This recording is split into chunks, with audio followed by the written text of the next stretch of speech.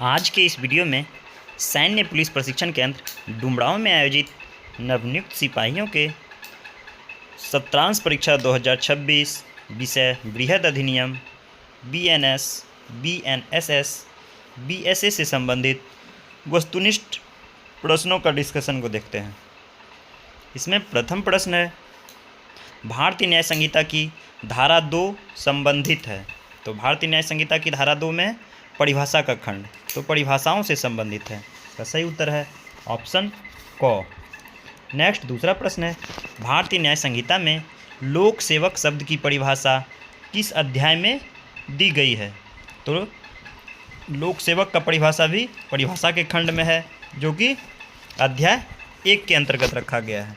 सही उत्तर हो जाएगा ऑप्शन क, अध्याय 1। अध्याय 1 में जो है धारा 1 से लेकर के 3 तक को रखा गया है, और लोक सेवक की परिभाषा जो है धारा 2 के 28 में है, तो इसीलिए अध्याय 1 में हो गया। नेक्स्ट तीसरा प्रश्न है, भारतीय न्याय संहिता धारा 3 के 5 का संबंध किससे है। तो धारा 3 का 5 का संबंध है सामान्य आशय से। सही उत्तर हो गया ऑप्शन ख। नेक्स्ट चौथा प्रश्न है, भारतीय न्याय संहिता की धारा 34 का मुख्य तत्व क्या है। तो धारा 34 का मुख्य तत्व है, कोई बात अपराध नहीं है जो कि निजी प्रतिरक्षा में की जाती है। तो इसमें हो जाएगा सही उत्तर ऑप्शन को, निजी प्रतिरक्षा। नेक्स्ट पांचवा प्रश्न है, भारतीय न्याय संहिता की धारा 61(2) संबंधित है। 61 का 2 आपका संबंधित है आपराधिक साजिश या फिर आपराधिक षड्यंत्र से। तो इसका सही उत्तर हो जाएगा ऑप्शन क। नेक्स्ट छठा प्रश्न है, भारतीय न्याय संहिता की धारा 63 से लेकर के 68 तक का संबंध है। तो इसका सही उत्तर है ऑप्शन क, महिलाओं के विरुद्ध अपराध से संबंधित है। तो इसका सही उत्तर हो गया ऑप्शन क। नेक्स्ट सातवां प्रश्न है, भारतीय न्याय संहिता की धारा 74 से 85 मुख्यतः संबंधित है।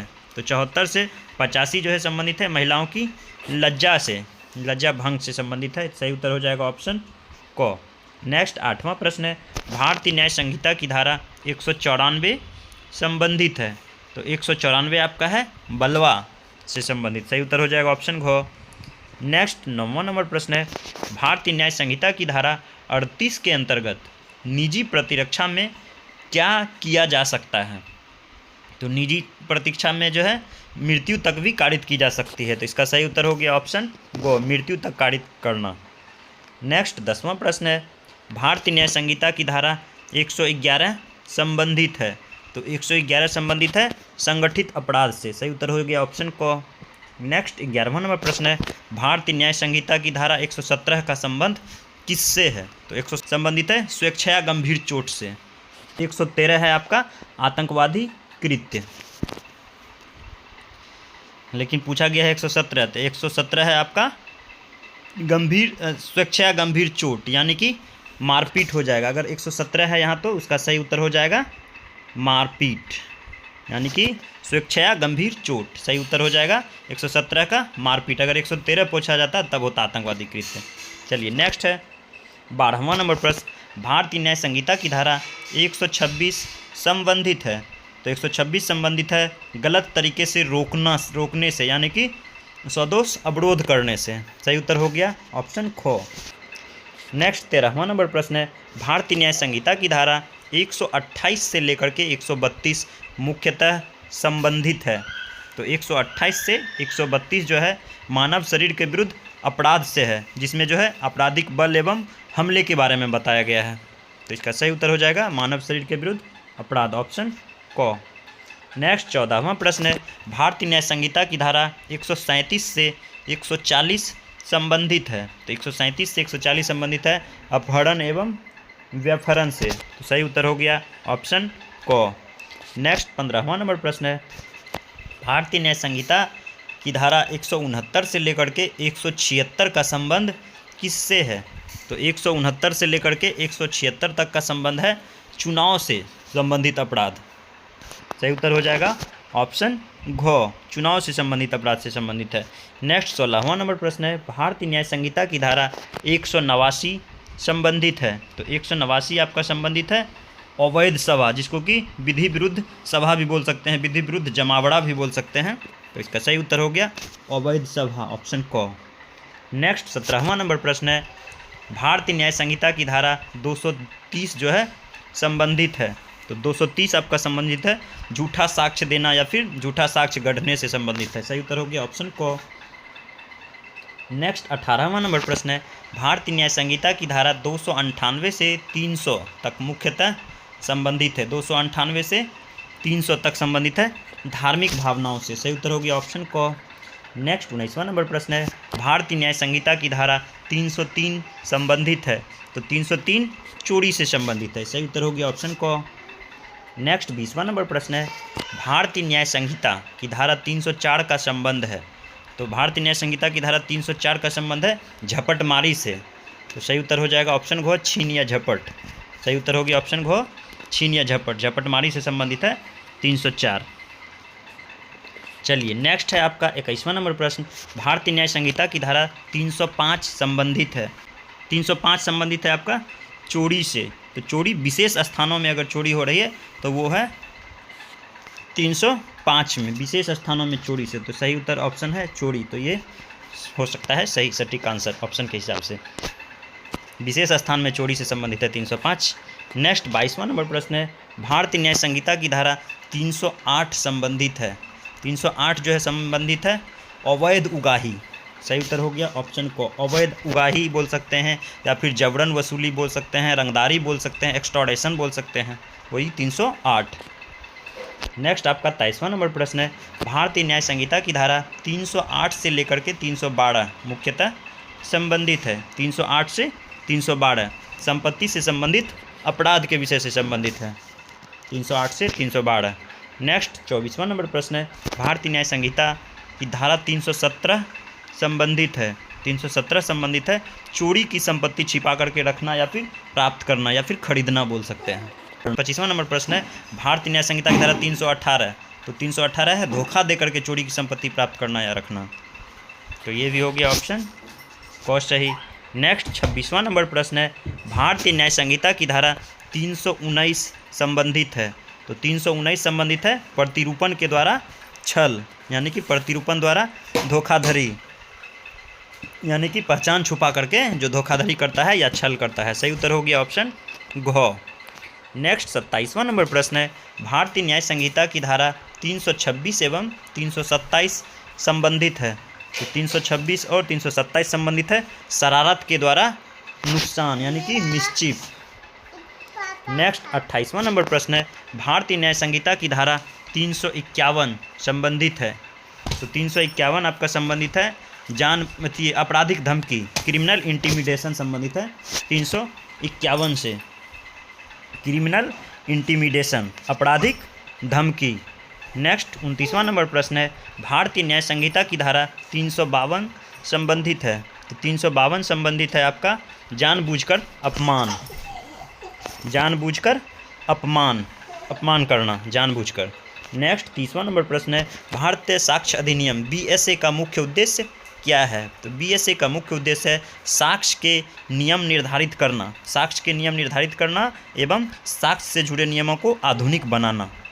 तो सही उत्तर हो गया ऑप्शन को, साक्ष्य के नियम निर्धारित करना। नेक्स्ट 31वां नंबर प्रश्न है, भारतीय साक्ष्य अधिनियम में साक्ष्य से तात्पर्य है। तो साक्ष्य से तात्पर्य है मौखिक एवं दस्तावेजी दोनों साक्ष्य। नेक्स्ट 32वां नंबर प्रश्न है, इलेक्ट्रॉनिक अभिलेख संबंधित प्रावधान जुड़े हुए हैं।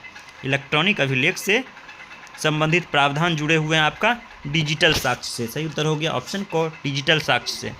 नेक्स्ट 33वां नंबर प्रश्न है, स्वीकारोक्ति कन्फेशंस, स्वीकारोक्ति का महत्व वर्णित है।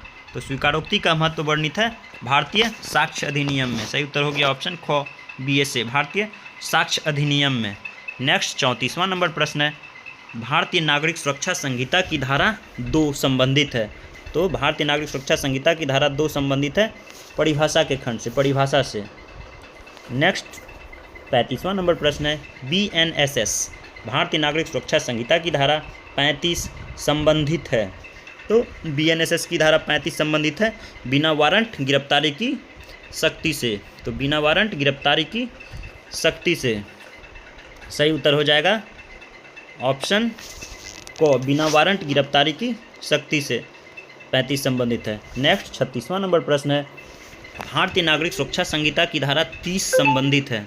भारतीय नागरिक सुरक्षा संहिता की धारा 30 जो है पुलिस के वरिष्ठ अधिकारी की शक्ति एवं कर्तव्य है। तो इसका सही उत्तर ऑप्शन को होना चाहिए।